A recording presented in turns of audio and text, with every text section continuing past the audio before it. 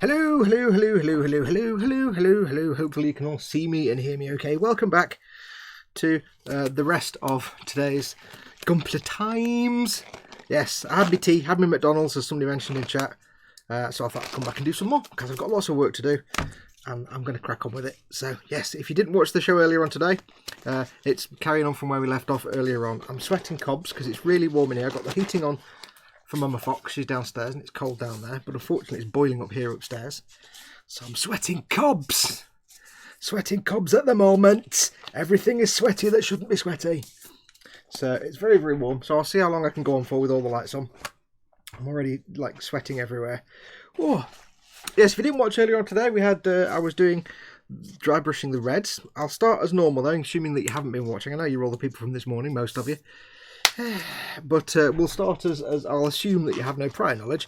Welcome, welcome. It's another live stream where I'm working on the Master Grade Sazabi, Ver Car, Ver Shanghai Dragons, Ver Borderlands, Ver Sniffly Nose, Ver Goddammit Nose, Ver Stupid Citadel Paint Pots, whinge, whinge, whinge, moan, moan, moan. Yes, we're carrying on. In previous episodes I've worked on the yellow. Today I have been working on the red. The red armour is partly done. It's a more simple colour code or colour scheme than the yellow. Basically, whereas the yellow was like 32 different colours dry brushed on and ended up with like a nice texture to it, like a leathery texture, the red is just some simple colours. It's Mephiston red spray, a wash of Agrax Earthshade, a dry brush of Evil Sun's Scarlet, and next we're going to do a dry brush of Squig Orange. Where's Cy Reynolds when you need him? Where's Squig Orange? Look, Squig Orange. This is going to be a subtle, just the highlights coat, so it won't take too long. So unlike the yellow where we did like 5 or 6 different yellows, we're just doing a couple this time, because the red doesn't need to be quite as complicated as the yellow. If you didn't watch earlier on, this is just me working on this. You guys are all hanging out in the chat, keeping me company, because doing this by yourself with no one else to talk to can get very boring quite quickly. So this is just hanging out and having a good time. There's lots of dry brushing, lots of sniffly nose already. I've got the runny nose already with the lights on and the heat. As always, I do apologise. As always, it's going to be me working and hanging out with you guys. There's some water on the mat there. I'm having a bad time already. I'm getting frustrated. There's water on the mat because I was cleaning my brushes.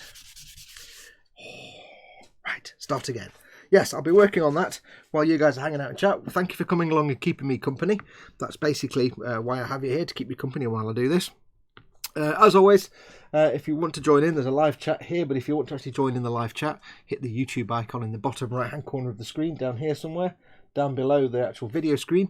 That'll take you to the YouTube page where you can join in the live chat and enjoy the typey as well, and hang out, because you've got people like Dad and Lynn and loads of other people in chat. They're all awesome. Everybody in chat's awesome, and they're all having a good time, so do come and join in. As always, the stream boss battle is still ongoing.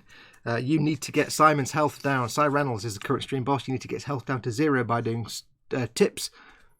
Streamlabs.com/model making guru is the tip jar. And super chats, which is the little dollar symbol at the bottom of the chat window. That puts your comment in a big coloured box and makes an animation up here somewhere. So if you need to get my attention, do a super chat, and there's no way I can miss that. I've got the chat here on my iPad.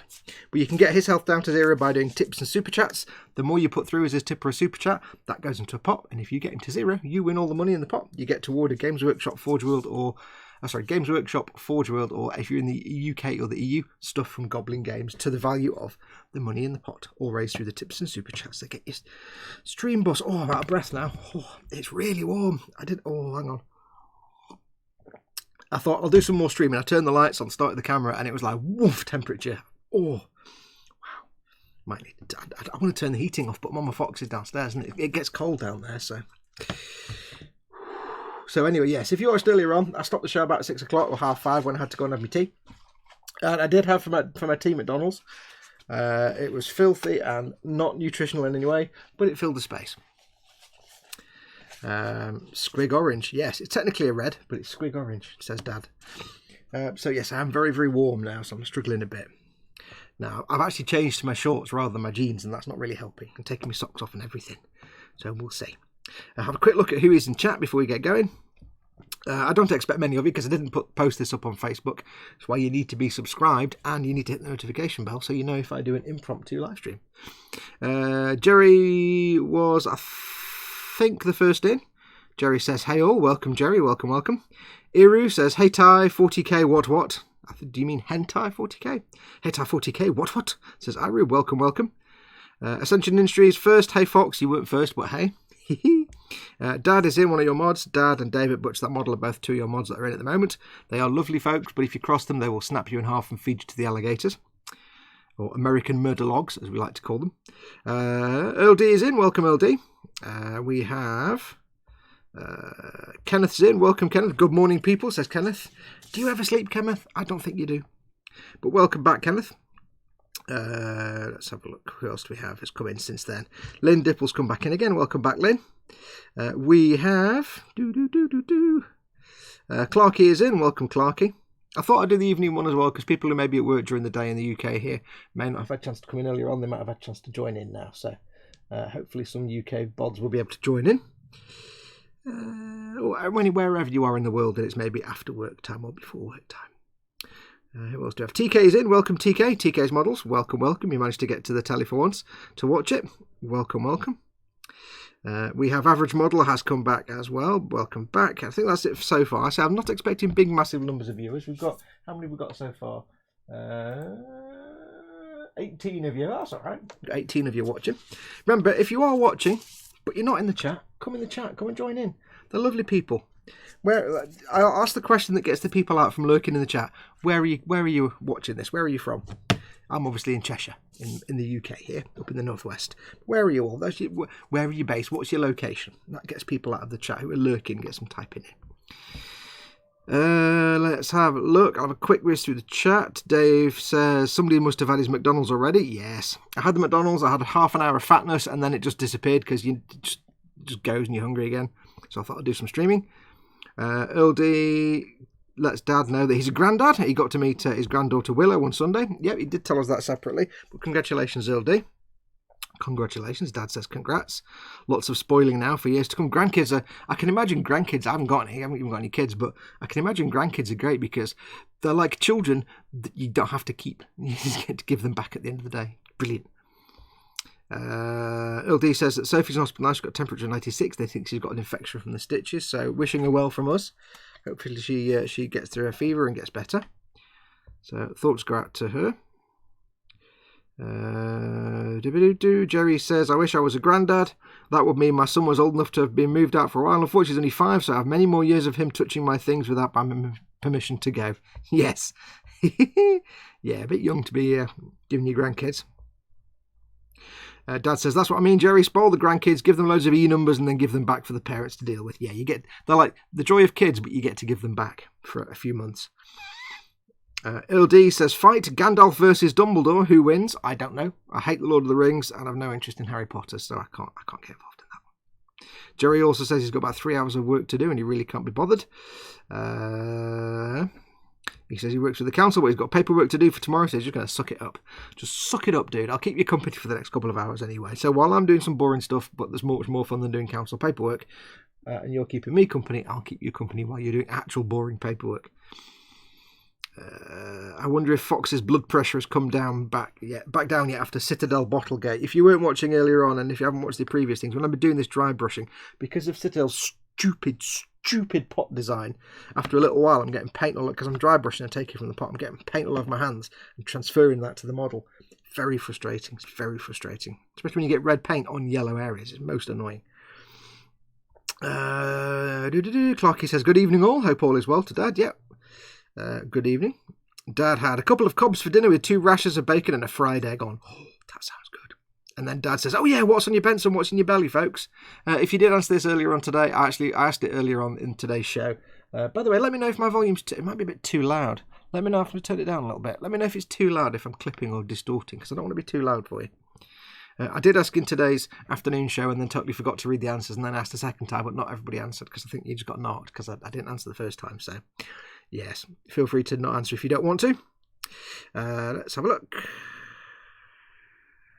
I've got to find my messed up chipping brush, says LD. Oh, you can swear in chat, by the way. I don't care if you swear in chat. I'm not going to read it out because it's monetized, but you can swear as much as you want in chat. Lynn Dipple says, belly, salami and cheese sandwich, bench, question mark, question mark, question mark. Not got a bench yet. Still working on that, aren't you, Lynn? Clarky is in Kings Lynn in Norfolk. I always thought Kings Lynn was like London. I don't know why. Earl D is in Telford in the Tower of Doom. Earl D, Telford. You know the International Centre where the model show is. And the week before the Telford model show, the ICMS show, where we all go every year, apart from me, is Waxstock, where when I used to do detail, we used to go there every year and have like a stall. Hated every minute of it. Ascension Industries says, not lurking, just building in Atlanta. Butcher That Model says, Portsmouth, the home of big ships, or should I say, Portsmouth, the home of big ships. That's right, Tony. You dig down below the surface, you get past the Anglo-Saxon layer and the Roman layers, and you get all the stratigraphy there, and there you see the big ships, the big Portsmouth ships, and under there you see Dave Barker still filming something, painting his Space Marines under the Roman layer. I don't know, I'm stopping that. It was a terrible accent. I can't do full harding unless I go loud. And I can't go loud because I'll blow the microphone. Let's have a look. Kenneth says, none of your business. Sticky out tongue. Lynn Dipple says, just 2 days off in New Mexico. Average modeler is in Texas. He's off again now. No, perfect. Swear, but I'll have to approve them. Thanks, says Dad. Yes, if you do swear, you comment maybe await approval for a few seconds. Lynn Dipple says, I got too lazy to go to Lowe's to get that shovel for the stickers in the yard and didn't clean Sweetie's house yet. So lazy. She was going to go out and get a shovel and then clean Sweetie's cage. Dad says, woohoo, Telford soon. I'm hoping to get to Telford. I haven't booked anything like hotel-wise, and I might get there, but it's just down to money at the moment. Jerry says, Dad, I'm still miffed. I can't make it this year to Telford. Oh, well, I've not been for a couple of years. Big swig of water. Right, so putting gloves on did not help the temperature situation. So yes, earlier on today, I took all the red parts of armour, the many red parts of armour, and I started the dry brushing process to start bringing them back. From it was just I've already they're already sprayed in Mephiston red rattle can, and they already had a coat of Agrax Earthshade that I'd done the other day. So today I just dry brushed all the Evil Sun Scarlet to get that kind of dry brushed effect. Now it does look a lot brighter and garish on camera. Looking at the screen here, it looks a lot more bright red to you. I can imagine. I'm looking at it now and you're seeing like bright red. It's not. It's kind of, let me adjust it for you because it's kind of a bit more washed out than that. Let me zoom in a bit and I'll get it right for you so you can see it, because that's really orangey red and that's not what it looks like at all. Let me see if I can adjust that down a bit. That's probably closer a little bit. Maybe. I don't, it's really hard to get on a webcam. It's really hard to get the colours right. It's probably about right. It's still a bit too bright, but it's a kind of pale red. So there you go. That's kind of roughly what it looks like. I'll zoom back out again for you. So do keep in mind that it doesn't look actually that much like you see it on screen. It's not quite as bright as that. So what we're going to do now, that was done with the Evil Sun Scarlet. Now we're going to go in with the Squig Orange, which is just basically a very faded pastel red. It's red with lots of white in it, basically. Maybe a little, it's got some yellow in it as well. If you add white to red, eventually it goes pink. But if you add yellow to red and maybe a bit of white, you can take it to almost pink and then bring it back to a very light red. So if you want to fade red, don't just add white paint, add yellow paint sometimes. And this is like red with yellow and white mixed in to take it back. It's not quite an orange colour, it's not quite a red colour, but it makes a very nice sort of highlight area colour for this red. Makes it stand out. Now for this, like I said in the show earlier on, the yellow paint, when I did all the dry brushing with the yellow paint, all the yellow did end up having some texture to it. It's got like a rough texture. Not massively, but you can see, not brush marks, but like a texture, almost like it's leather. Like you get a diary or a book with a leather-bound book and it's got that kind of texture to it. It's a bit like that. A bit like suede almost, or Alcantara, perhaps it looks like, but it's kind of grainy. But I quite like it, but I don't want that on the red, so that's why we're doing A, less coats of red, and B, I'm also not using the big base brushes that I used last time, because I think they actually added some texture. So I'm going to be using today, for this colour, earlier on I was using a big ass medium dry brush. For this I'm going to be using my Wargamer large dry brush. It's a little bit smaller because I need a smaller area for this.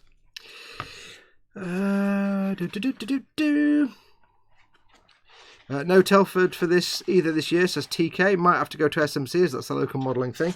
Yeah, TK kind of has a different commitment this year. Something cropped up that kind of demands his attention. I won't. It's up to you to tell people. That one, TK. That's your moment of pride. But yeah, TK can't make it. Jerry says, yeah, I'll be there next year. I have work to do for my wife this year, so having to do that. Mitchell van der Loo says, just watching from Utrecht, the Netherlands, looking at my own Sazabi, dreading to begin painting. Something just flashed. My software just reset itself, so hopefully you can still see me. So I'll read that again. Mitchell van der Loo says, watching from Utrecht, the Netherlands, looking at my own Sazabi, dreading to begin painting this monster in candy finish. Yeah, good luck with that. I don't do shiny clean things because I make too many mistakes. So I can't do clean, because if I don't do weathering, I can't clear up my mistakes. So, yeah. Say hello to TK, though, because TK is also in the Netherlands. So we've got two crazy Netherlandy people watching right at this exact moment. So welcome to both of you. So you can see it's kind of a salmon-y, it's almost a salmon colour, but it's got a hint of red and orange to it. It reminds me of the Perfect Grade Charles Zaku. Pixelated Reality, I'll paint something eventually, says Pixelated Reality. Aye. So for this, we're just going to focus in the centre of panels, just a little bit, just enough to make it pop a little tiny bit. We're not going to get everything, but just enough to make it pop. It's going to be a kind of muted colour, this red. We're going to pick out edges as well, but it is going to be a kind of muted red colour. Like the yellow was quite bright and stark, but the red's going to be slightly muted, and I am going to put glazes over these later on. You might be wondering how I'm going to get different colours, of different shaded red panels, so they're not all just the same red. I'm going to use glazes later on to make the red panels pop a little bit. If you watched my Warhammer Sunday, where I'm painting the bobblehead, the Funko Pop Space Marine, the yellow on that was quite muted till I did a yellow glaze over it, and it suddenly became really bright yellow. So do not worry, we'll be doing glazes over these reds to make them really pop. TK says, yes, my 4-month-old daughter is kind of taking up all the spare time. Yes, TK's now a daddy, so he doesn't have time for things like Telford. I'm looking forward to Telford, says David Butch, that model, staying at Dad's and eating KFC with gravy. Wait, hang on, Dad's in like Liverpool area and Telford's in Telford. You're going all the way up to there to stay there and then come back down. That's weird. Unless that was a joke. Dad's expense for gravy. Don't mention gravy to Dad. He ordered KFC and the gravy wasn't there. Wasn't included, and he got really grumpy about it. Understandably, because, yes. I can't decide if I like KFC gravy or not. Sorry, Dad, it's set me off now. I can't decide if I actually like KFC gravy or not. It's interesting. It's certainly got a flavour. I don't know if it's a good flavour, though. I like the mashed potatoes because they taste exactly, they've got that peppery taste exactly like school mashed potatoes, primary school mashed potatoes in the 70s and early 80s. Exactly what they taste like. So you can see there, that is now got a bit more of a highlight. It's a bit toned down. It's gone towards a lighter, duller red, but it still looks nice and red, and it's going to have a kick to it when we get a glaze on there. So I'll just put that there. Get all these other parts ready. There are many, many red parts. Many, many, many mahoney. But this shouldn't take too long because it's not as big an area as the previous dry brush red coat. And unlike the yellow, it's even less dry brushing than the yellows because there's less red involved.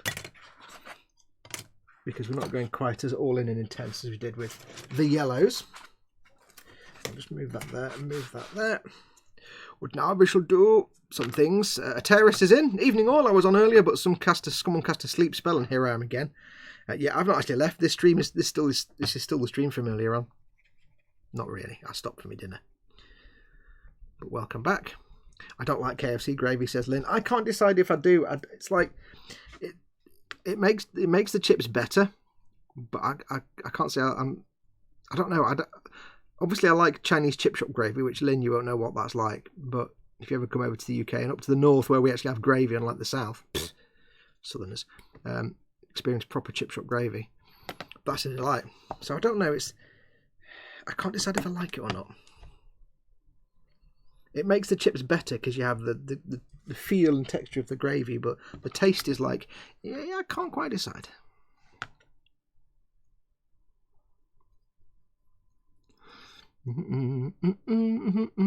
Taters and gravy, says Average Modeler.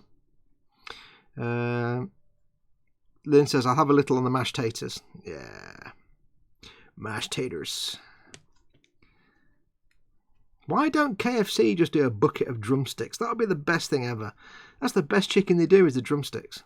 Not the hot wings, literally, obviously, but you know, the drumsticks, just normal, because then you can just go nom nom nom and eat them.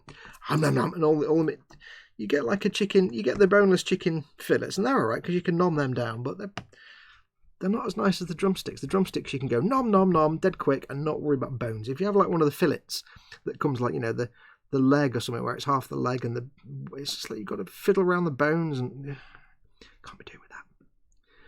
I always say to, can you not just do a bucket of drumsticks? That would be the best. And they're like, we might not have enough. It's like, hang on, all you sell is chicken and you're telling me you've not got enough drumsticks. How does that even work in your mind? How does that work? Tell me how it works. Be right back. Just like Beetlejuice, we mention my daughter too often. Oh, yes, there's a sound. The sound of not silence, clearly. The sound of not silence. So there we go. Just a subtle, light, not quite pink, but a subtle red coat, just to give it that slight... I'm kind of going for, like, if you look at the mech, if you look at Diva's mech, if you've not watched before, this is supposed to be, it's not supposed to be a 30, 40 foot tall Sazabi, it's supposed to be a 20 foot tall mech based on Diva's mech from Overwatch, because it's going to be the Overwatch team Shanghai Dragons colour scheme. But what I'm going for with the red is kind of that faded car paint job, based 100% on an Escort RS...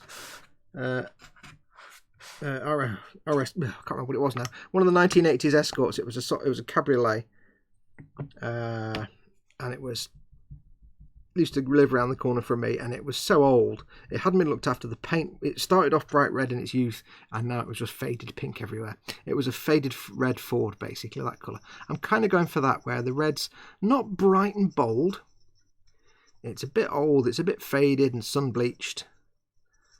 And hopefully that will be enhanced later on with some of the chipping effects.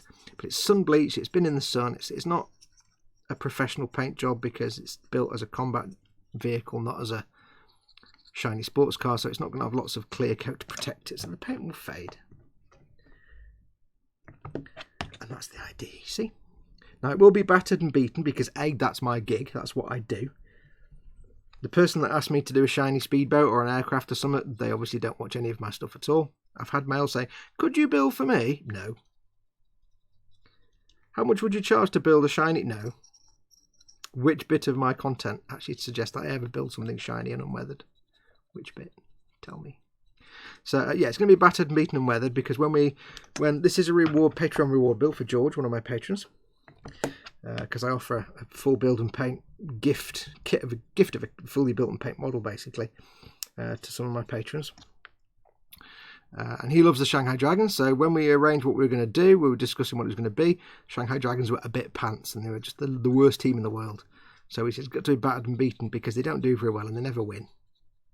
So we've got to make it look a bit battered and beaten. But then, lo and behold, this moment I started work on it, they won all the games, and then they're good now. I don't know, I don't follow esports, I have no interest in it, so I don't know, even the words. But yeah, so apparently they're not bad now, they're good now, so, oh well. That's what I want, Fox. Just the drumsticks, as Average Modeler. Yeah, imagine if they just did the drumsticks, because the drumsticks are the best bit. I like the little chicken balls. Chicken balls. They're quite nice. The little chicken popper things. And the boneless fillets, they're all right. And I do like the hot wings, even though I know when you get a hot wing, you go nom nom nom nom nom like that, and there's almost no meat on it, and it's mostly just the batter and the coating that you eat. But when they're fresh and crispy, they are actually really nice. If you eat them the next day, they taste like just biblical ass. But when they're still fresh and crispy, even though you're not really getting much meat off them because they're tiny little wings, they're like Tyrannosaurus Rex wings or something, they're still just kind of taste. It's the batter, it's dead nice. So I'll quite happily, but then I will get acid from hell if I eat too many. So, but yeah, drumsticks, they'd be nice.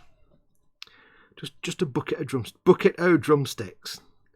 Seriously, if KFC did that, I'd have KFC every day.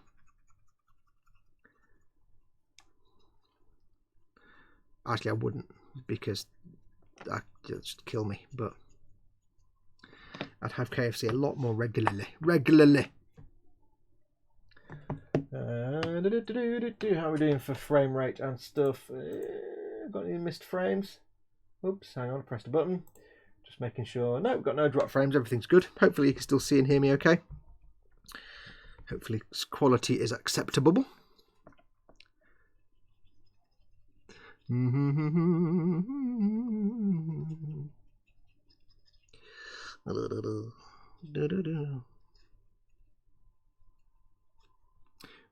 All good, Fox. Yay. I've been watching Connections 2. You know, I remember I was watching James Burke's Connections, the original 1977 or 79 series. That's brilliant. I've been watching, I finished that, and I'm watching Connections 2 now, which was filmed in 1994, I think. And I've got to tell you, it's kind of rubbish.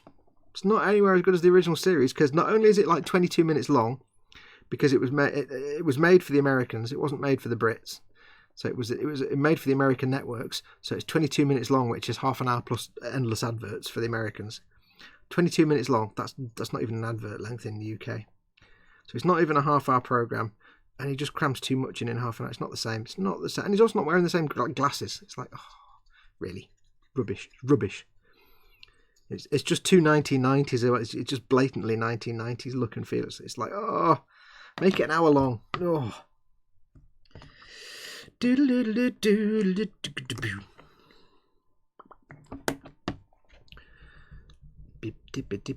I don't want to do too much dry brushing on here, because I don't want to start to get a texture like I did on the yellow part. So I'm going to be quite gentle.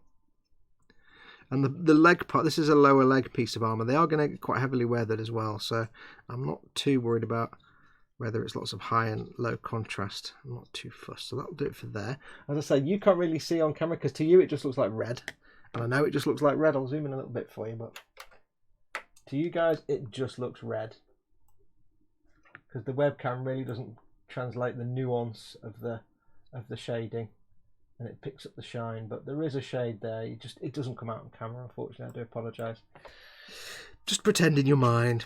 Use your inside eye. I don't know what that means. Sounds like some crystal hugging. Oh, got it the inside, haven't I? I'm not going to do it on the inside, because I'm quite happy with that to be a bit darker. That's just got the Evil Sun Scarlet dry brushed in there, so I can leave that as it is. I'm quite happy for the inside of armour panels to look darker, because that's going to be underneath where there's an engine, and there'll be lots of carbon dust and soot and scoring and dirt and dust. So I'm going to leave that as it is in there. Not too fussed about that. We have little ones here. 1 hour TV is 54 minutes, says Lynn. We just have way too many commercials. Yeah, the moment you see a programme that's 22 minutes long, there's no such thing as a 22-minute TV programme in the UK, because basically programming slots are half an hour, an hour and a half, or longer if it's a movie. But for programmes, if it's mainstream documentary stuff, it's an hour. If it's kind of not that important documentary, sometimes it's half an hour.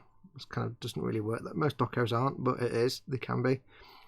If it's a motion pic, if it's a movie or something, it's an hour and a half to 2 hours. Some dramas can be an hour and a half, but typically it's an hour, because obviously if it's BBC, we don't have adverts.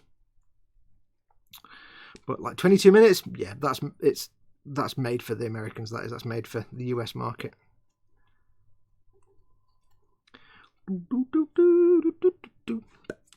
Which is fine. Hey, I'm not complaining. We got more connections. We got more James Burke, so I'm grateful for that. Average Modeler says, we don't make wings at my house, we make hot legs. Ooh, yeah. Knew a girl like that once. It all ended in tears. Give me them hot legs. Slap. Okay. I'll just have the fries and gravy. Thinking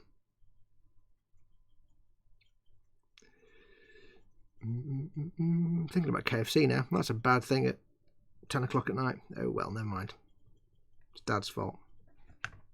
Take this off the stick.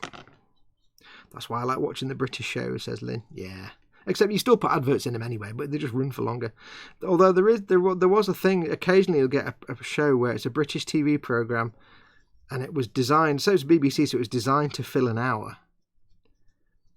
And you guys will put your adverts in, but then you'd have a programme that's like an hour and 10, 15 minutes long, which wouldn't work. So you sometimes find that they take a British show and they cut bits out to make it 55, 54 minutes to then have adverts in it.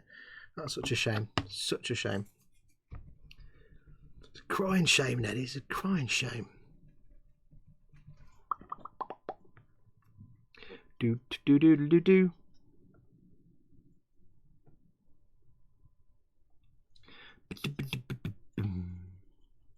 Little bit of shading. I'm really quite pleased how this red is coming out. I'm really chuffed how it's not got a texture to it. I did actually stop painting for a day because the texture that was on the yellow at first really got me down. I thought, I've ruined this. It's just ruined now. It's a write-off. I've ruined George's build. And it was getting me quite sad. But I kind of sat on it for a bit and thought about it. And yeah, that was good. I looked at it and thought, you know what? The fact that the red is now nice and smooth because I'm doing less coats, and it's different brushes. I think it was the brushes I used that gave the texture. It makes it look interesting because it's now two different textures. You've got a totally different texture between the red and the yellow, and that makes it interesting, and that makes it a happy accident. If the red came out the same, all like that kind of leathery texture, I'd be like, oh, that's just a bad paint job. But with the yellow separate and a different texture, it makes it look like it's a deliberate thing, and maybe it's a different material on the vehicle. Maybe the yellow armor's got some special coating or something that's like anti-radar or anti-heat infrared or something, and it's got that texture to it. A bit like the old whatever that stuff, the stuff on tanks was in World War II. Maybe it's like that. Maybe that's what it is in my head canon. It works in my brain. And the thing is, once it's been weathered and stuff, it'll fade away anyway. So I do tend to do that. You know, when I always give the advice and people say, oh, you know, I'm halfway through a paint job and it's coming out really badly and I'm losing the will to live because it's gone wrong. And I always say, you know, doing this is like when I used to do drawings. I've said it before. If you're doing like a comic drawing where it's pencil outlines, watercolours, and then ink outlines. So pencil outline, colour everything in watercolours, build up the colours, and then ink it like a comic book. Every single time I did that, I'd get the pencil down, it'd look fantastic. I would then get the watercolours going.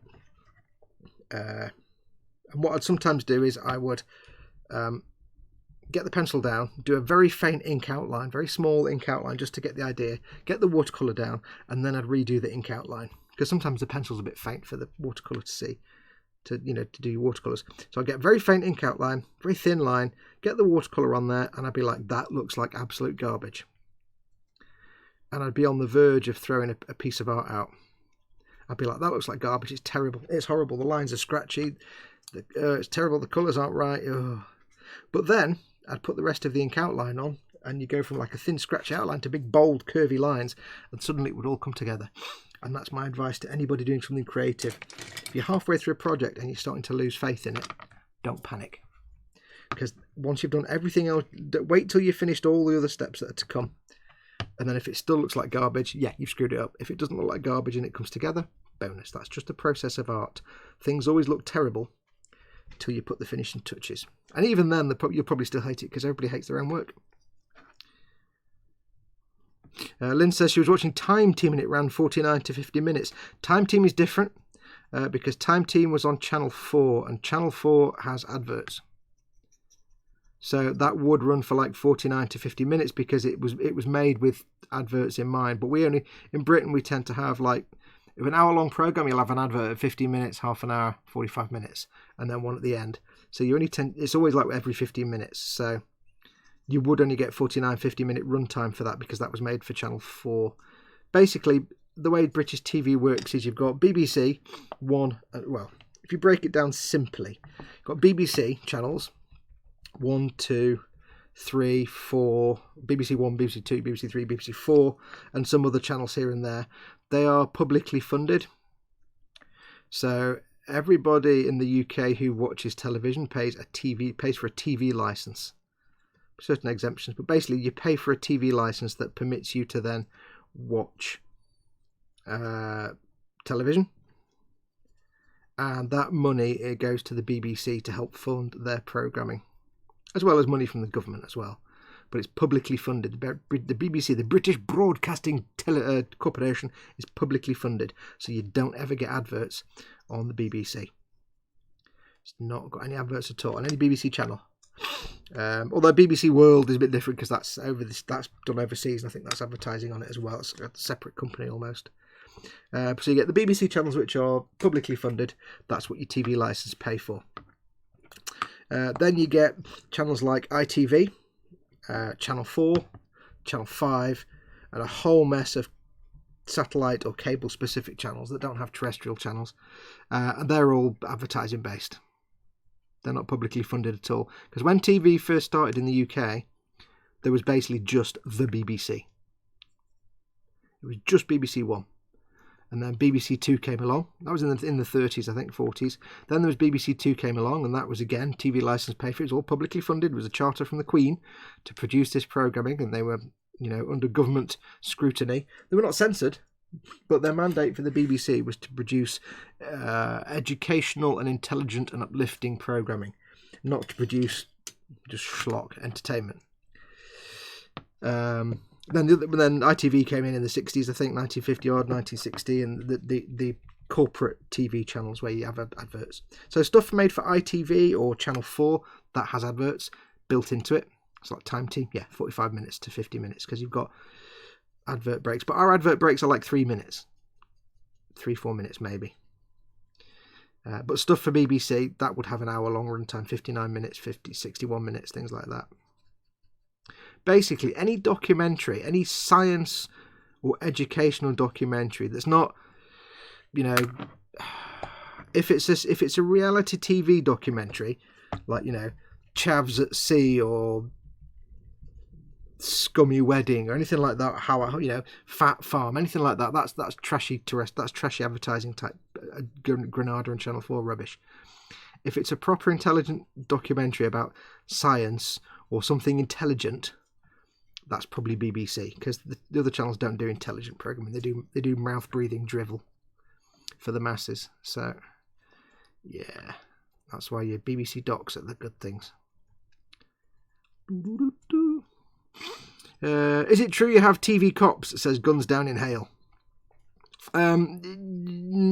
Sort of, because we have the BBC, because we have the BBC, which is publicly funded. Like I said a minute ago, you have to have a television license. It's a license to basically watch TV, and you might think it's a bad thing to have, but it pays for the BBC, and it goes back to when there was only the BBC, and it's publicly funded, which means it's got government oversight. It can't be commercial. They can't, promote something because they're getting paid for it. That's why the BBC takes very strongly. If ever you watch a programme on the BBC, like a political debate, it has to be balanced. It has to present both sides, almost to the point of stupidity sometimes. But it's required by law, by mandate, by government mandate and royal charter to provide balanced coverage because it's publicly funded. So it always has to give a voice to the other side of an argument, whatever the programme's about. But yeah, there is going back a few years, there were things like the TV licensing authority, and you have like TV detector vans. And basically, in the old days, what they do is they drive around in a van, and they'd be able to detect if you were watching a television in your house. This is when you had aerials rather than cable or satellite. You don't have you had an aerial on the top of your roof, and it was all terrestrial television. And they detect people. They come out every now and then, and they detect people watching television. don't ask me how. And they would check and see if that people had a license, and if not, you'd basically get fined. You'd have to get a TV license. Nowadays, it's a bit different, because nowadays it's amazing. You go into like your local store and you buy a TV. Like the first time I ever did this, I was like, whoa! I bought the first ever TV I bought this TV, and it was just for playing the Xbox on. So I bought this TV. It was my first ever TV that I'd owned. Got it in my room, set it up, and it said blah, because it's in the UK. It said blah blah blah, pop up saying setting up the screen, and it said brilliant. It said, do you have, in your country, you're required to have a television license. Do you have a television license? I'm like, no, but mum and dad do. Yes, got a TV license. Fine, whatever. About a week later, I got a letter from the TV licensing authority saying, we have been made aware that you have a television. If you already have a television license, then please disregard this letter. Or if you or the house you live in already has a television license, then you are covered. Please disregard this letter. If you do not have a television license, then please be aware that you are at risk of penalty and prosecution and blah blah blah. For if you're watching the telly, I don't know whether anybody ever gets done on that, but yes, they know now when you buy a TV.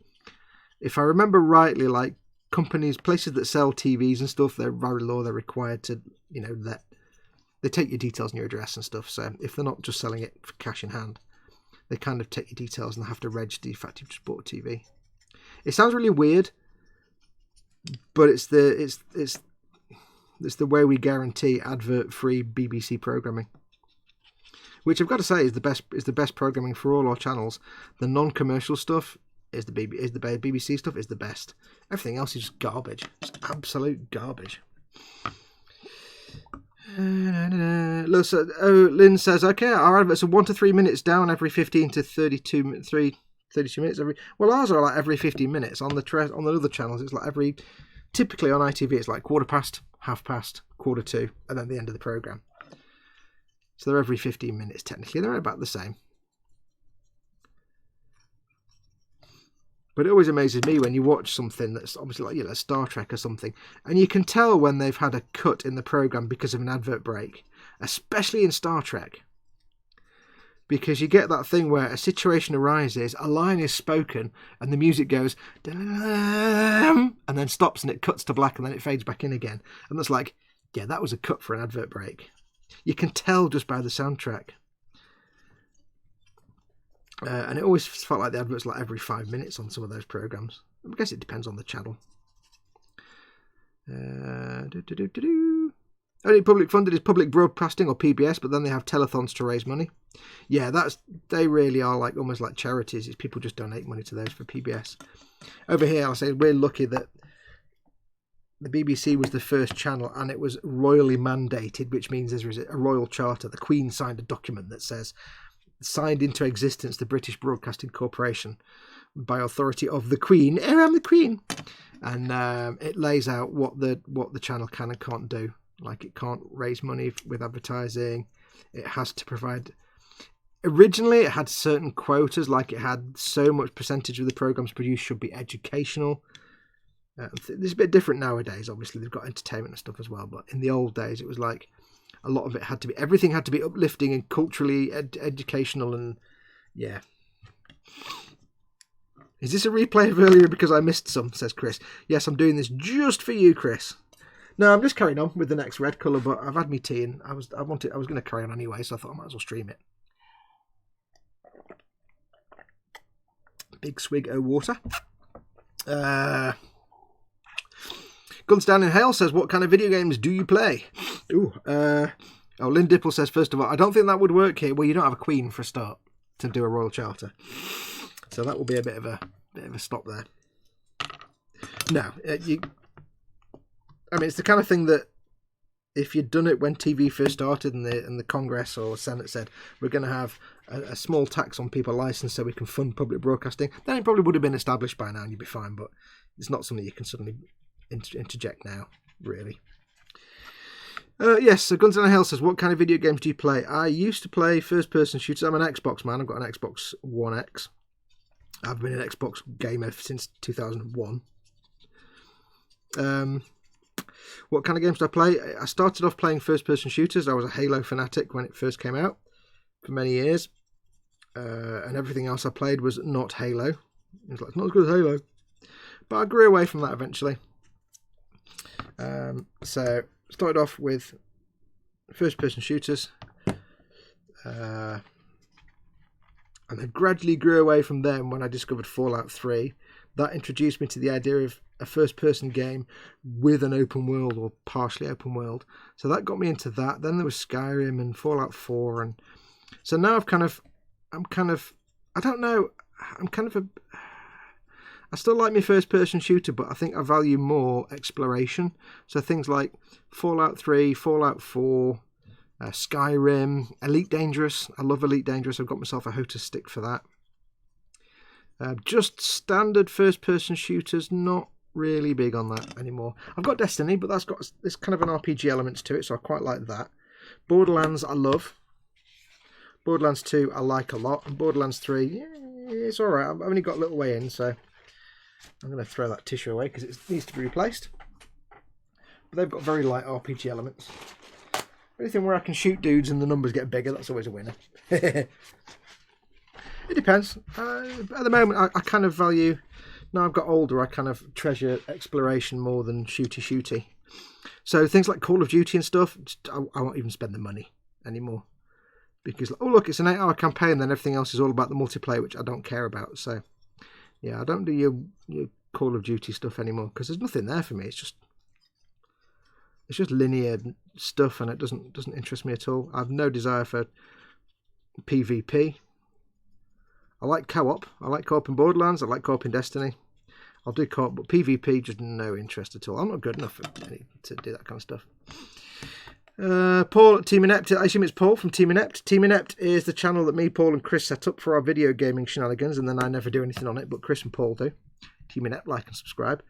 Paul was playing some Destiny earlier. It's still... Wait, hang on. Who's commenting as Team Inept? Is that Paul, Chris, or TK? Or who is it? Because it says, I played some Destiny earlier. It's still very, very good, but Paul doesn't like Destiny, I thought. If that's Paul commenting. I'm confused now. Who's commenting as Team Inept? Oh, back as me again. I felt Paul signed in as... Oh, right, there you go. It was Chris signed in as Team Inept. Okay, yeah, I was wondering why he said you like Destiny. He says, I felt all Paul signed in as Team Inept. I almost banned someone. Yeah, Paul likes banning people. I made Paul a mod and then regretted it instantly.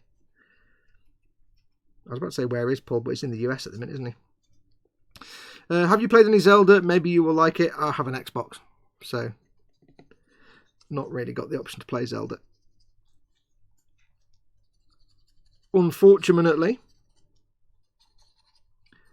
I probably would, because it's kind of open worldy. But again, I've not got a Nintendo. I've not got a Switch or a Wii U or anything like that, so... Doodle-doodle-doodle-doo. I'm an Xbox man through and through. My first Nintendo console. Thanks you for watching. Please like and subscribe. Yeah, nah. That's that bit done. I've got the runny nose again. I think he's home now or soon.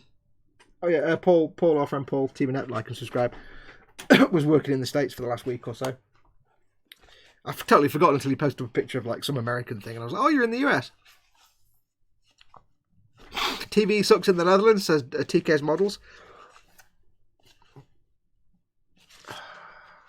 That's right, Lynn said hi to Paul as well, even though it was Chris. Lynn Dipple says, I got a PS4, please like and subscribe. I did have a PS3. I'm an Xbox gamer, just purely because I got an original Xbox back in the day for Halo. And then, of course, I was in the Xbox ecosystem then, so got myself a 360, then Xbox One, then Xbox One X. Excuse me, burpy-tastic. McDonald's burps. I got the McBurps. I've never been a PC gamer because I've never had a PC able to cope with video games. And I'd much rather chill out on my big telly, my surround sound, and play video games than sit at my desk all day working and then on my computer and then still sitting at my desk play a video game. Because the thing is, if I'm not doing this at the bench, I'm at the computer editing and doing other stuff related to model making guru. So I'm sat at my computer all day, or I'm sat at my bench all day. And the last thing I want to do to get away from that is to still sit at my computer. So even if I had a top-notch computer for gaming, I wouldn't play games on it. I need a different ecosystem. But yeah, I did have a PS3. Towards the end of the life of the Xbox 360, I got myself a PS3. This was when PS3 was still, a thing. PS4 hadn't come out yet. I got a PS3 specifically to play The Last of Us. That's why I got a PS3. I thought, I really want to play The Last of Us. I'm going to get a PS3. I bought a PS3. They've been around for about 3 or 4 years, I think. So whenever The Last of Us came out, I bought a PS3 just to play The Last of Us. Last of Us was really good. I really enjoyed it. It was really good. But it reminded me how much I can't stand the PlayStation controllers because they make my hands hurt. The two, I don't like them. And I didn't, and this is going back a few years, so don't berate me for it, but at the time, PlayStation Network was absolute garbage. It was terrible. Compared to Xbox Live, it was absolute garbage.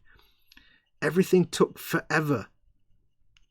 It's like, oh, download the patch for this game. It'll take you hours. Whereas on Xbox, yeah, it took me 10 seconds. In those days, PlayStation Network was absolute garbage because it was free at the time. It was still free in those days, so it was not reliable. It was slow. The console itself was like noisy. I think I got a PS3 Slim. I didn't get the Fat. I got the PS3 Slim, so it wasn't quite as noisy as the PS3 Fat. It was noisy, but it had better graphics than the Xbox 360. I'm not going to deny that. But I was so used to Xbox Live at that point as an ecosystem that to me PlayStation Network was just absolutely like the PlayStation Network store. Just finding stuff in the PSN store back in those days was like, God, there's nothing here, and if there is, I can't. How do you find it? It's horrible. I did like the crisp and clean dashboard. That was quite nice compared to at the time. It was. I think we got rid of the blades at that point, and we were onto the NXE, the new Xbox experience at the time, which was still cool, but yeah, it was so clunky, the PlayStation Network, PlayStation experience. So I had it, and I played Last of Us, and I played Uncharted, which was good. But then when it came to cross-platform games, there was one game that I played on, what was it now? There was a game that I got that said it's better on PlayStation than it is on Xbox, and I can't remember what it was. What the hell was it now? Oh man, I can't remember. It was a game that I really wanted to play. I wanted to play on Xbox, but all the reviews said that PlayStation was much more stable, and it was like, anyway, whatever it was, I played that. I can't remember what it was now. It wasn't one of the Borderlands. It was something anyway, some game of some sort. But then after that, what's it called? The thing where you go to the. Oh God damn it! It had you as the guy called Booker and the girl with the songbird, and it was all kind of steampunk and set in the 19th century American style, but it was all kind of. You started off with the lighthouse. BioShock, that was it. No, was it BioShock? The one with the one with the girl. Whatever. Anyway, that thing. BioShock Infinite. That was it. That was reviewed as better on PlayStation than on Xbox. So I got it on and it was fantastic. It was awesome, and I did rate the console. It was a really nice console. It was actually better graphics wise than the Xbox. But the only things that put me off were the controller, which I couldn't use for very long, and the network, which was terrible. Next load of bits. So after playing BioShock Infinite, and then everything else that came out after that was generally better on the Xbox. I just went back to, I think I got Fallout 3 at that point, and from that point on the PlayStation just sat and gathered dust. So in the end I lent it to my friend Busby, and then never saw it again. But then I didn't expect to, because I wasn't using it. So, but it got to the point where I hated the PlayStation controller so much, because it's too I just got hand cramps. It's horrible controller, horrible design. I got so sick of it that I got a thing so that I could use my Xbox 360 controller on the PlayStation 4. It's like an adapter where you could flip all the switches on the adapter, and you could use... The only thing it didn't have was like the 6-axis rubbish that nobody actually used in their games anyway. So it didn't have that, but it meant I could use my Xbox 360 controller on the PlayStation, and that made everything brilliant. I was like, yes, I can finally play games now and not be in pain. But it was alright. It was alright. And I got myself a PSP, a PlayStation Vita. which was a beautiful piece of kit, but there was never any decent to play on it, so it just gathered dust. I lent that to someone. The only game I actually ever got on it that I really enjoyed playing was Persona 4 Golden. I didn't get that far into that because I lent it to my friend after a while, and then I didn't get it back. But I used to look at my PlayStation Vita and just open the packet and open the box and sigh, because it's a beautiful piece of equipment. It finally had twin thumbsticks and there was nothing to play of any interest. So, and the power lead for it was far too short. You had to sit near the plug socket. It was so badly designed, that cable. So that was nice. So I do have a PSN ID. I've got no idea what it is now. It's been so long. I wouldn't even know where to sign in for it. So I don't see myself getting a PS5 because I say I'm an Xbox gamer. All my games are on Xbox. There's all the backwards compatible stuff. All the games I've got I can play on that console and the next console. I don't feel a need to go to PlayStation because I'd just be suddenly not playing any of my beloved games. Plus, everybody knows that games on Xbox. So, Team Inept is an Xbox and PC based thing because not everyone can afford to have multiple consoles. So all I'm using the PS4 is to watch YouTube and Prime Video, says Lynn. You might as well get some games as well, dude. Let's have a look. Jamie Bones in. Hi everyone. Hey Jamie. Welcome along. Glad you could make it. What have I missed? Nothing. I'm dry brushing reds.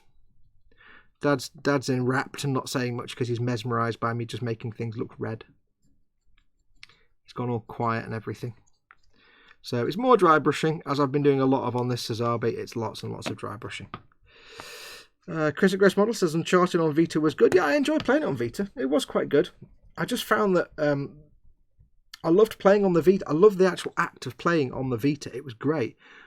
But the battery didn't last long enough, and you had to then plug it in. If I could have plugged it in and carried on playing, I would have done, but unfortunately I had to sit next to the plug socket because the power lead was like that long to charge and play it. So I'm like, ugh. So yeah, it was one of the early ones, the early first generation PS Vita, so it had the OLED screen, which is beautiful. Has he started talking about Transformers yet? No.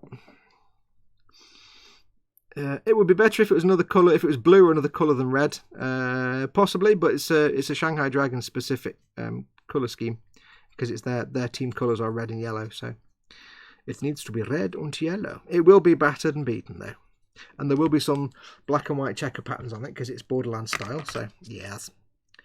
Nevbo says evening, everyone's up late. Evening Andy, how you doing, buddy? Thanks for coming on. I need to take these off. Thanks for coming in, even.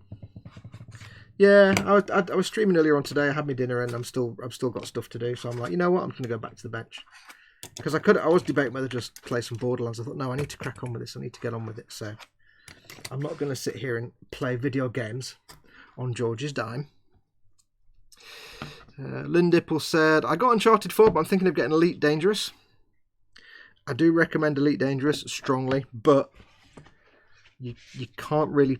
I don't recommend playing Elite Dangerous on a controller. If you're going to get Elite Dangerous, you need to get a HOTAS controller, HOTAS sticks. I don't know about PlayStation. There is one specifically for the Xbox, but I don't know about PlayStation, but I really would not recommend... That big dot of paint on there. I do not recommend playing Elite Dangerous on a controller. It's just far too complicated for that. When Paul started playing Elite Dangerous, he's like, this game's rubbish, I hate it, it's rubbish, I can't fly, I can't do anything. And he got a HOTAS and he went, oh, I can play it now, it's brilliant now.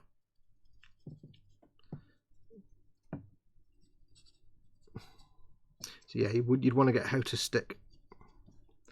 You can't play it on controller. Just for simple things like lateral thrust, you have to do alternative, you have to set up alternative control, so you can't do lateral thrust while doing pitch and roll and you're on a controller, but you can on a HOTAS stick. Evening Fox, says Nev, better done that one.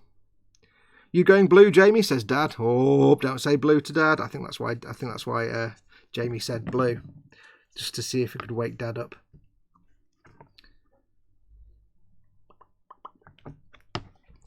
Get a rise out of Dad. I had a Mega Drive once, says Nevbo. Cool. We had a SNES. My computer gaming history is thus. Earlier on today I gave you some Fox family facts. I'll give you some more Fox family facts, but these aren't interesting. When I was a little kid, we had a Binatone Pong system. Black and orange plastic with slidey the switches that go like that. You'd recognise me if you saw them, black with the... and you could just switch between Pong and squash, and they were just like the simple Pong games. This is early 70s, early to mid 70s. That was our first video game experience in this house. Pong. And up until about 10 years ago, we still had it. My friend and I fixed it. It was terrible. So we had Pong. There's no paint on there. And then nothing, apart from little, handheld games that you had when you were a kid. There was a little handheld game I had called Astro Wars. If you look up Astro Wars, it was a brilliant little sort of tabletop LED game. It's brilliant. That was early 80s, I think, late 70s. Astro Wars was great. It's just Space Invaders. So little handheld games and stuff, of course. Then in the early to mid 80s, Mum and Dad sat us down. There was me, who was like, 7 or 8. My brother Ian, who was in his early teens, I think, at that time. And Ian was the brains of the operation. He was the sciencey maths. And he went off to do a degree in engineering. And now he does all engineering stuff. And then there's my older brother Alistair, who was another arty-farty one like me. And he didn't care about. But Mum and Dad were like, should we buy a computer? Or should we buy... There was something else. It was a computer or a games console. This was like early 80s, so I don't know what the games console would have been. It would have been something crap anyway. So I didn't know. I didn't really care at that point. I was too young. I was like, I don't know. But my brother Ian said, get a computer. So what we got was an Atari 400. Mix of both worlds. It was a computer and a games console, really. Just Atari cartridge games. And the idea was Ian would do programming on that and I would play games on it. And then he didn't do much on it and I played games on it. So we had an Atari 400. That was brilliant fun. Had the tape drive and everything. And so that was that. We had the Atari 400. That lasted up until the late 80s. I didn't play on it all the time. It was just occasional. When I was that age, it was just occasional. We had a little telly in my room and I'd maybe just turn it on and load a game in like Caverns of Mars or something like that. Whatever it was. And then when I was a bit older, my brother in the mid to later 80s, Ian, he bought himself a Spectrum, a ZX Spectrum with 1K of memory. And then he got himself, so he had a Spectrum. He was buying that purely for, he wanted to do programming and stuff and like things like that, but I don't think he did much with it. So he got himself that. I didn't have access to that. But then I got one Christmas, I think, or birthday, I was given a Spectrum 48. Because Ian, I think, got himself a ZX Spectrum, and then he got a Spectrum, the next one up, a Spectrum Plus, which was like 8K or something like that. I don't know, it wasn't very good. But I got a Spectrum 48, so it was like the proper keyboard, with keys, and it had 48K of memory, and it was brilliant. It was fantastic. I used to sit and play. There was a game called, I don't know what it was called, but I called it on the cassette, because it was a cassette thing I loaded. It was called Turbo Esprit Zoom Thingy. I think it was just called Lotus Turbo Esprit or something, but it was something like Turbo Lotus Esprit Challenge or something. And you had a black and white map, like a vector graphic. You drive down the roads in your car, and you go left and right. There'd be little tiny pedestrian stickmen walking about, and you'd have to attack bad guy cars and stuff. That was great. I'd never figured it out properly, but it was great fun. To me, it was just the most amazing thing that you play in this video game. And there's little dudes walking around and crossing the road, and it's brilliant. Spy Hunter. I used to play hours and hours. I'd play Spy Hunter on the Spectrum 48K. I actually did a lot of artwork at school for some projects, and I just basically redrew the Spy Hunter cover art. And my teacher, of course, didn't know what it was and thought it was brilliant because I'd drawn this sports car. It was like with guns, and it'd be like, yeah, I just ripped off the box art, but never mind. But that taught me a lot about colour and shading, because I was copying like the box art for, say, Spy Hunter and Asteroids and stuff, and it was teaching me things like perspective and shading and colouring with pencil crayons. I was colouring with pencil crayons in those days. Pencil crayons and ink. So it was teaching me things. I was learning how to do that. So we had the Spectrum 48 for a few years. And then I remember that I got that, and it said something like, do not turn it on, or do not plug the joystick in while the computer is turned on, the Spectrum 48. So what did I do? I think the first day I got it, I plugged the joystick in when it was turned on, and it blew a chip. So I had to go back to the shop and get repaired. I was gutted. But we got it back, and I learnt my lesson. So I had that for a long time.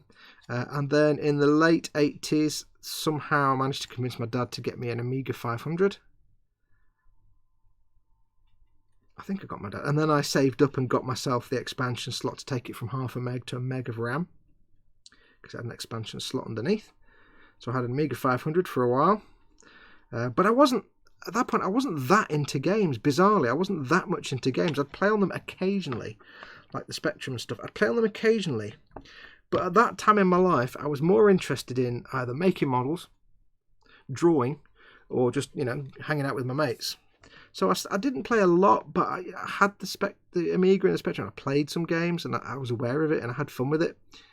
You know, I did try to get through Space Ace on the Amiga, and it took goddamn forever until you rigged out it was really simple. I used to do a lot of drawing. I had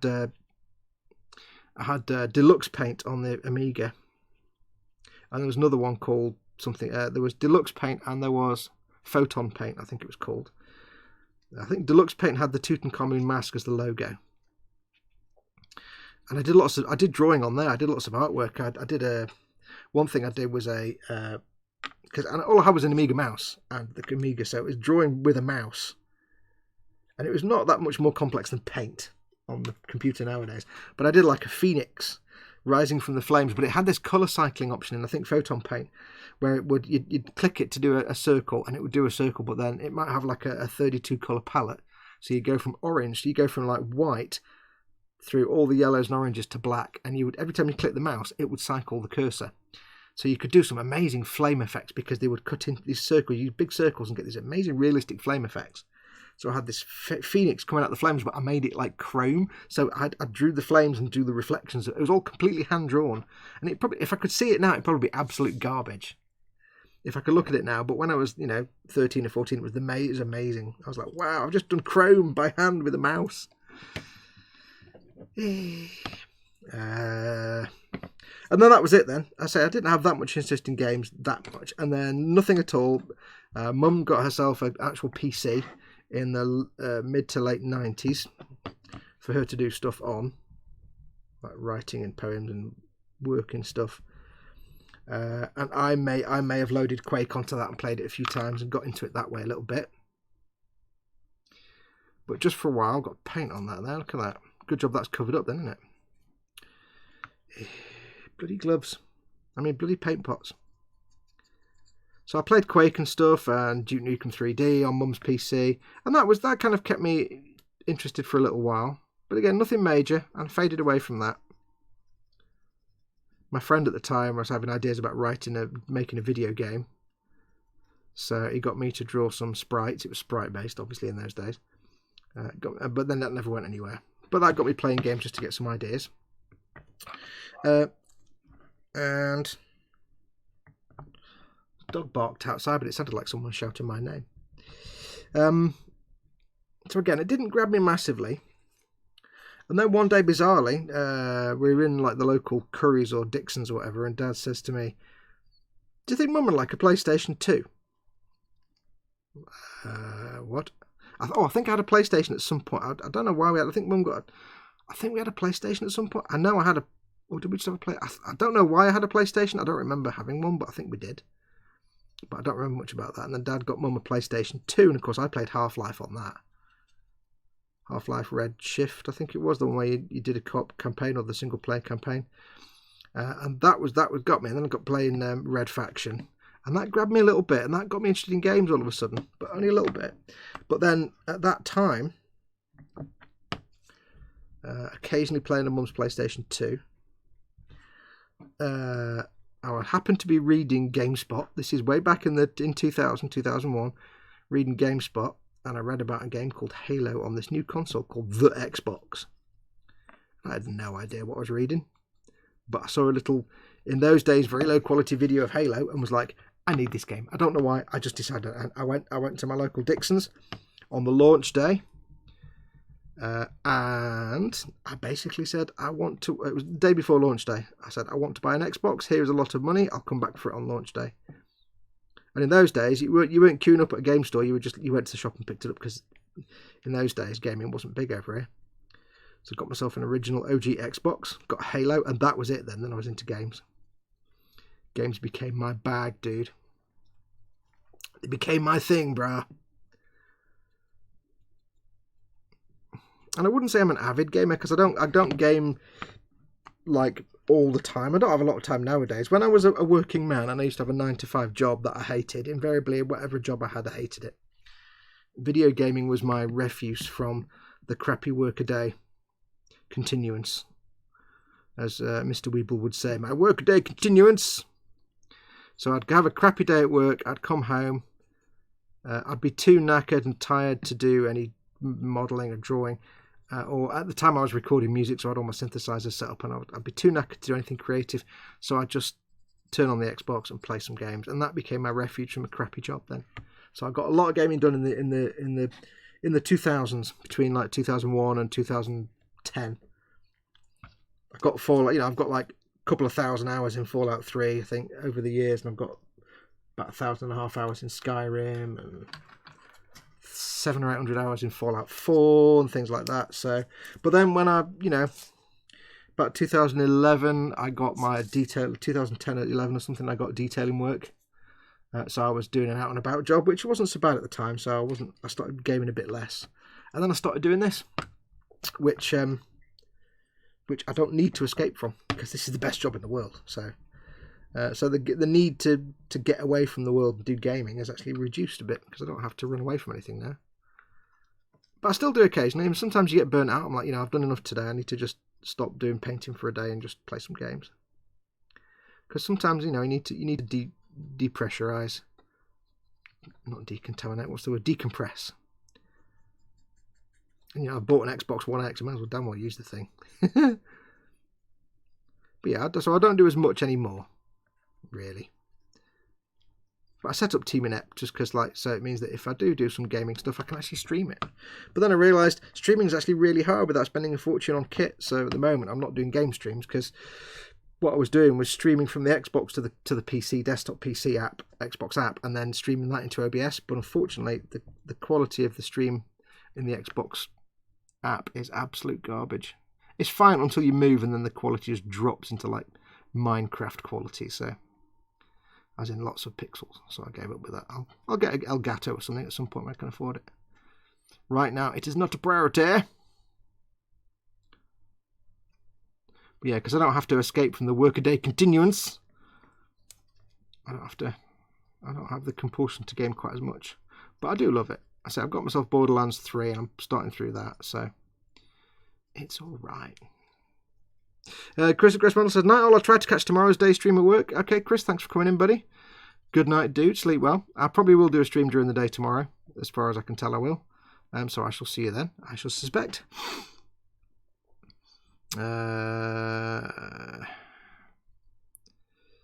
Doodaloo. Oh, Spade's in. Hey, Spade. Welcome. Let's have a look. I'll have a look at the chat in a second. In fact, I'll have a look at the chat now, shall I? Let's just do that now, shall we? I need to snuff on my nose again. How are these Citadel paints, by the way? I'm looking to buy some Retributor Armour for Gold pieces, asked Mitchell Vanderloo. Somebody asked this in the stream earlier on today, I think. But in my opinion, and this is just my opinion, others may disagree, Citadel paints are the best paints for brush painting by massive miles. They are fantastic. I just love them. I brush paint with a lot of different paints, acrylic, water-based, and these are by far the ones I enjoy painting with the most. They're the most forgiving. They give the smoothest dry brush effects. They dry brush the best. They glaze the best. Other people may disagree, but this is my experience and my opinion based on my experience. So you can't tell me that my opinion's wrong. But yeah, that's I find them fantastic. Airbrushing, they're a pain in the butt because you've got to really overthin them because they are quite thick and stodgy. And they come in these stupid little bottles. So airbrushing, they do go on beautifully when you airbrush, if you get the thinning just right, but they do airbrush beautifully. They are, of course, acrylic based, so if you do airbrush them, they'll come off just look at them wrong and the paint will come off and scratch. So that's why I'm wearing gloves, because some of these were airbrushed. So I've got to be gentle with them, but they're great paint, especially brush painting. I won't brush with anything else if I can avoid it. If I've got a choice between a Citadel colour and a similar Vallejo colour, typically I'll take the Citadel any day over the Vallejo, just because I find them a more pleasant experience. They tend to behave more logically when I put them on my wet palette. I can kind of understand how they're going to thin and I can control them better. Vallejo paints, you don't know between colour to colour whether it's going to be more thinning or less thinning, or it's going to need thinning a little bit or a ton. Some of them behave Vallejo paints all seem to be like different, almost like different things. Like one colour will behave totally differently to another colour, and I don't quite get that. And some of them smell like lavender, which I don't like. So yeah, but no, all the paints are good. But I have the most fun with these. So if you're doing brush painting, absolutely, Retributor Armor is a fantastic gold colour, but it does require something to go with it, like a shade and then some highlight colours.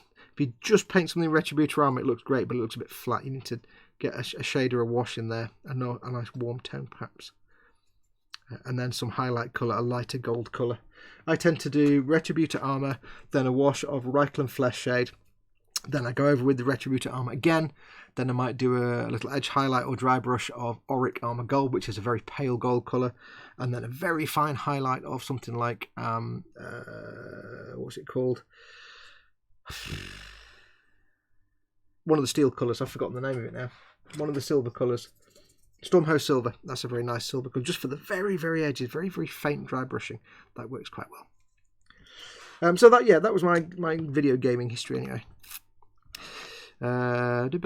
Jamie Brown says they're very good. I use them for almost all my models. Yeah, they are brilliant, but especially if you are brush painting, you can't beat them. You can't beat them. I mean, they are in stupid little pots that are a pain in the arse to use if you're doing dry brushing. Like I keep getting paint all over from the pot. If you're using them to airbrush, again, the pot is a pain in the butt, but they are. If you get them thinned enough, they are really, really nice. Plus, it's fun making up dumbass names for them. Yeah.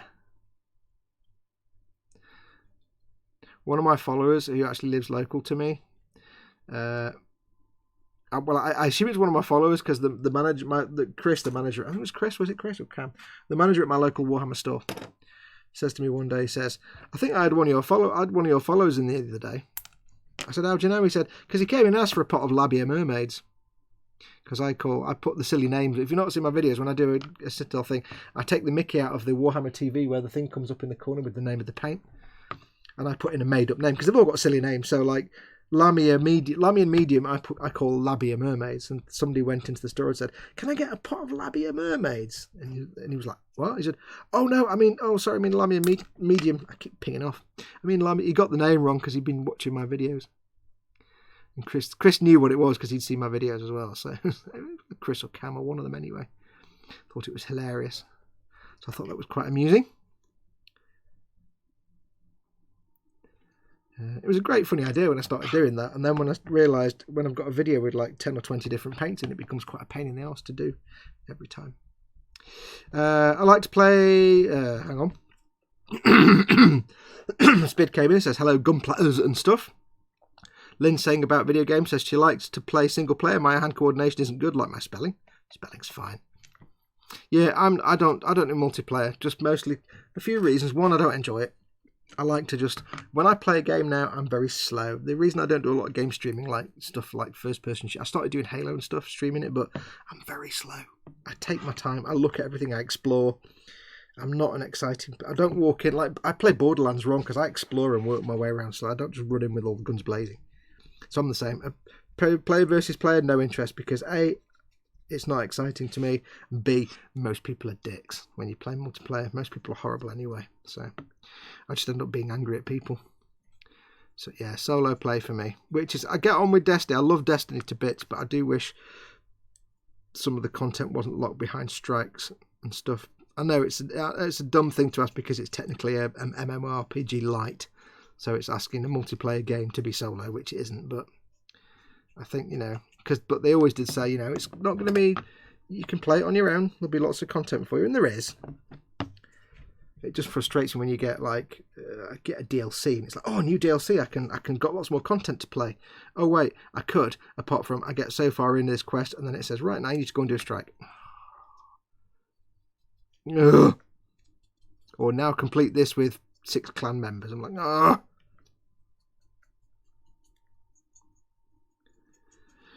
It does get frustrating.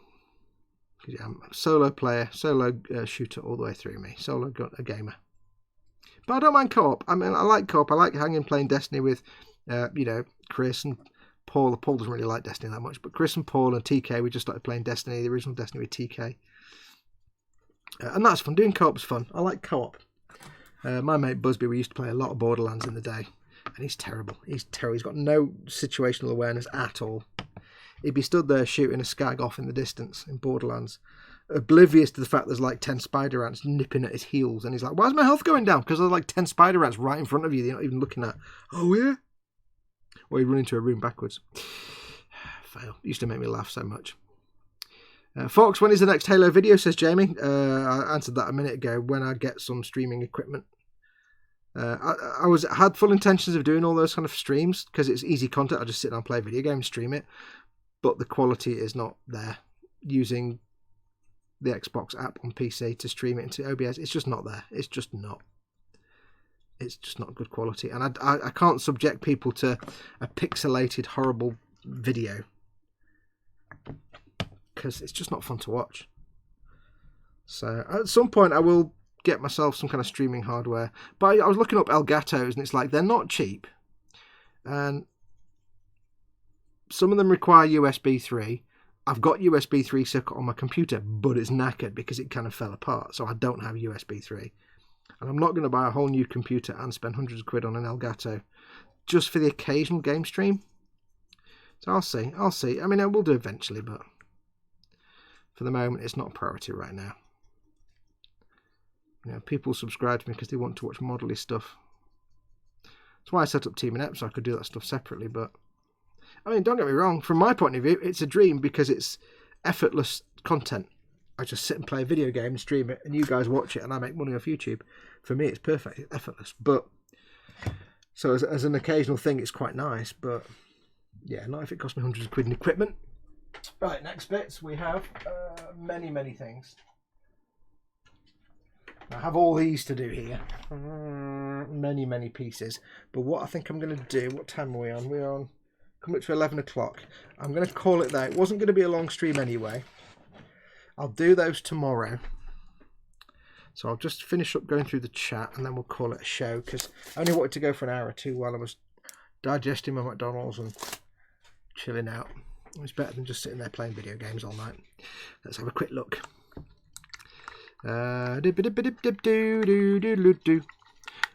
Speed says somebody asked something, and Speed says, I don't know what Citadel do gloss matte such, but I'm sure Fox will clarify.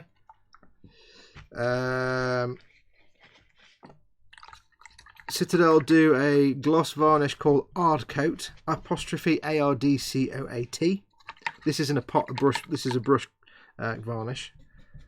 They do a glaze medium called Lamian Medium, which isn't a varnish. Don't be mistaken it for a varnish, but it does dry matte. And if you've got a glossy surface and you want to make it matte, you can coat it in Lamian Medium. It'll matte it down, but it's not a varnish. They do have some rattle cans of varnishes. I think one's called Munitorum something, and they've changed them, but I've never used them because I've heard mixed reviews about them. Like the Munitorum something or other is actually more of a satin, which is no use for me. They used to have a matte one, but they've discontinued that, so I don't know about their rattle cans. But Ardcoat, ARDCOAT, is their gloss brown. You just brush it on, but it's not. You might want to thin it a bit because it can be nice and glossy. It's great for little things like lenses and glossy things, but I wouldn't use it as a varnish properly because on a big thing, because it's not going to dry smooth. You'll have brush marks in it.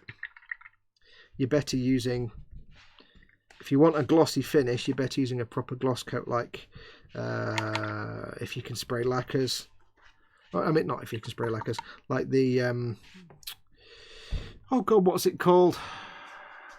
Who are the people that make lacquer paints? Aqua Glaze, the Aqua Coat, Aqua Glaze stuff. I've forgotten them. I can't even get my words out. The people that make somebody put in chat, the people that make the lacquer paints, the metallic lacquer paints, they also do that Aqua Glaze, which was, I can't remember, my words have escaped me. But there's a few proper ones. If it's just like a gloss coat for decals and stuff, just stick to your Pledge /Clear /Future. For matte varnishes, I have suddenly discovered the joys. If you're airbrushing, I've discovered the absolute joy of, not that one because that's satin, discovered the joy of the Vallejo Premium Airbrush Varnish. They've got matte and satin. It's 62062 is the matte varnish. Now if you remember, I've been looking for an airbrush matte varnish for a long time because using a rattle can, I use my Humbrol 49 rattle can varnish. If you're in the UK, by the way, and you can get Humbrol rattle can acrylic 49 varnish, it's this stuff. Let me find it.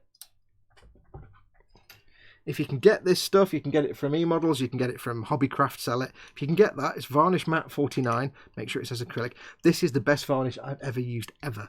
I've never had a problem with it. I can spray it outside when it's damp almost, and it still dries lovely. It always goes on nicely. I've never had a problem with that. So I will always use that, but I've been on the sniff for an airbrush varnish because sometimes I don't want to have to wait a month for decent dry weather to be able to go outside and varnish my model and then rush because it's cold or wet or might rain in half an hour.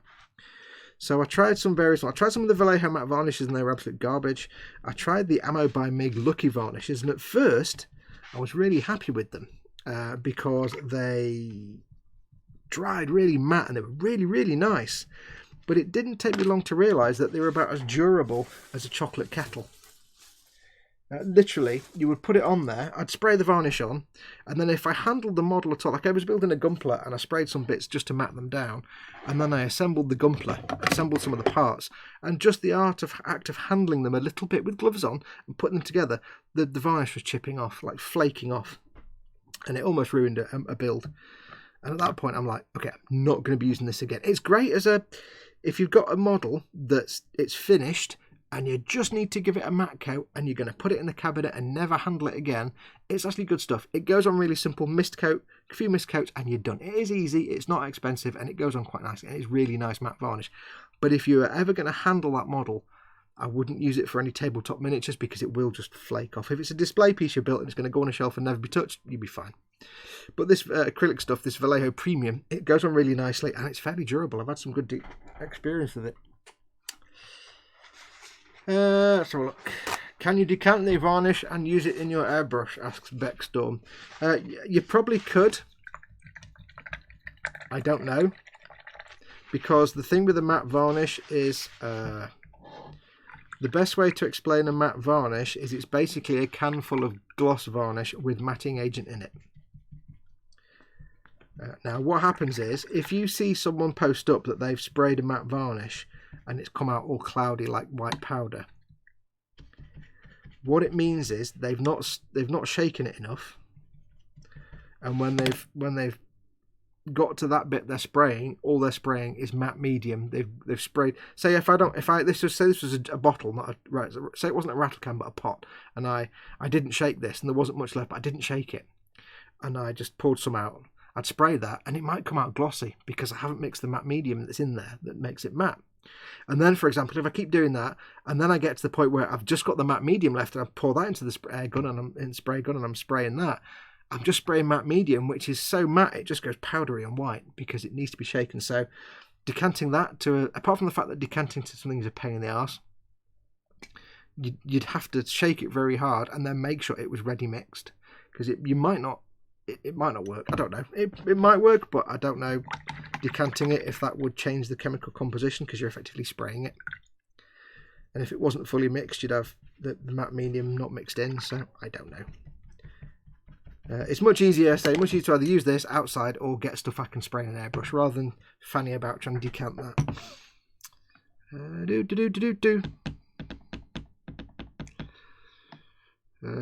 Beckstorm says that exact same thing happened to me with my friend when I was playing Borderlands with him too. He's getting eaten alive but oblivious to it while scoped in. Yeah, oh no, he's oblivious to it. Anyway, Mike Busby, he could be shooting a skag that's 3 foot in front of him and he wouldn't see the 5 skags behind him. He had this annoying habit of running into a room backwards. A room full of enemies. Like literally, there's the door here. He'd run in the room backwards while shooting out and wonder why he was getting attacked from behind. Bless him, he had no situational awareness.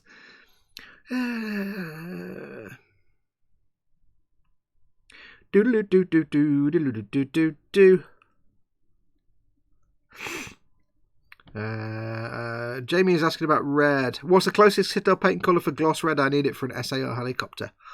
It depends what kind of red. I mean, you can mix gloss into paints.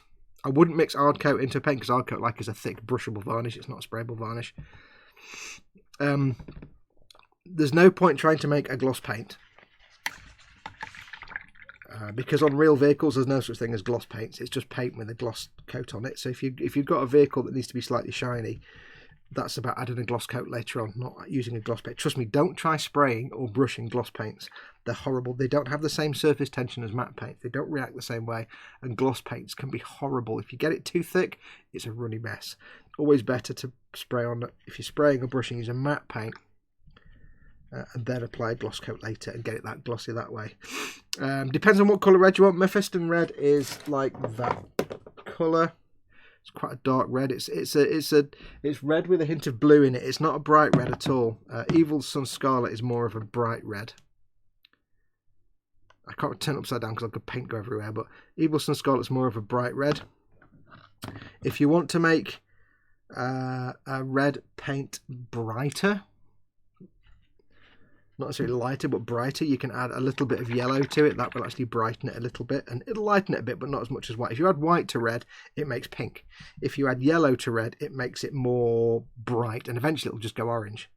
But you can add yellow to red to make it brighter. But yeah, without knowing what red you need to get specifically, I couldn't say which would be the best one. But if you're airbrushing, I wouldn't use Citadel paints anyway. If you're airbrushing, use Vallejo paints. I do recommend Vallejo paints. They're beautiful to airbrush. If you're brushing, then yes, Citadel paints are brilliant. Let's have a look. I need something close to gloss signal red, says Jamie Bone.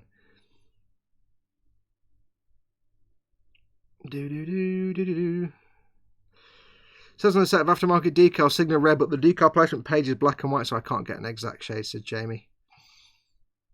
Yeah, I mean it's an endless quest trying to make a paint match a decal. But yeah, I wouldn't worry about making a gloss paint, because that's a fool's errand. You want to just make sure the paint's the right colour and then add the gloss later, because don't forget, if you're putting decals on, you're going to be doing a gloss coat. If not before, you're going to be doing a gloss coat after anyway. And if it's supposed to be a gloss vehicle, like a helicopter or something like that, slight shine to it, you're going to do that with the varnish. So don't worry about it being a gloss colour. That's irrelevant right now. It's just about matching the colour and get that on. You might not get an exact match, but don't worry too much. If you want, what you can do, if you're confident enough brushing wise, what you could do, for example, if you wanted a really bright red, would be to do a practice first on something, but get something like, if it's supposed to be a bright red, get something like Evil Sun Scarlet, which is a nice bright red. You could mix that with a little bit of yellow or whatever colour you need to mix in to try and get around about the right colour as your decal. Get it on there, and if there's a slight mismatch between the decal and the red paint, go over with a glaze, like Bloodletter. It's just basically a very, very thin red paint. It won't dry patchy or streaky. It'll just cover the whole thing in the same way that yellow glaze on yellow makes yellow really bright. This will make the red, it'll make it pop, and it might help blend together the red of the decal and the red of the paint if they're not too different. If they're completely different, if one's pink and one's red, then it's not going to do much good. But if it's similar, then this might help blend them a bit. But test it on something first, because it's just a thin coat of a glaze just to bring it all together. It brings all the reds together. But yeah, don't worry about making it a gloss paint. It's just not even relevant. Don't ever colour. Don't ever use. I would personally say don't ever use gloss paints unless it's, unless it's a metallic, in which case they're going to be glossy. But if it's a normal colour, don't use gloss paints. They're horrible to brush. They're horrible to spray. When you're spraying in gloss paint, they dry differently. They react differently. They've got a different chemical makeup to matte paints. They're not fun to use. Just make it matte. Just make it a colour. Get the colour right, and then go and worry about matching it to your decal.